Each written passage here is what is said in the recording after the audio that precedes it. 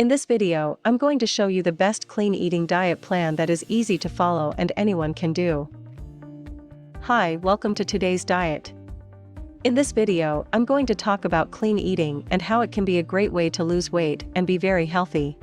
Clean eating is something that many people are doing. You may have heard about it in the latest celebrity magazine. This way of eating is not some new fad diet that will be here today and gone tomorrow. Clean eating just means that you've made the choice to get away from foods that are bad for your body and you're going to choose healthy, whole foods instead. The best part about clean eating too is that not only is it healthy, but if you have some weight to lose, it can help you lose those extra pounds. Plus, it's a great way to detox if you want a fresh start. You'll have more energy and be in better shape than you would be if you were eating processed foods. Some supposedly healthy eating plans will have you eliminating entire food groups such as not having any protein. But that's not what clean eating is all about. When you practice this way of eating, it means that you pay attention to the food that you put in your body. You make sure that the foods that you eat are whole foods that have limited or no processing at all.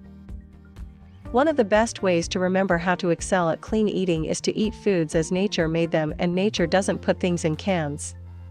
Clean eating means that you won't be putting the extras into your body that are bad for you. Foods that are processed contain a whole lot of additives to keep the food fresh enough to be eaten even years down the road. While that might make the food last, these additives can derail your health. Many of these foods will contain things like chemicals so that the food tastes better. Some of them will have a lot of salt, enough to fulfill a whole day's sodium intake, to preserve the food. There will also be artificial flavoring or coloring in the foods. For example, not all the roast beef that you buy packaged in the lunch meat area naturally looks that way.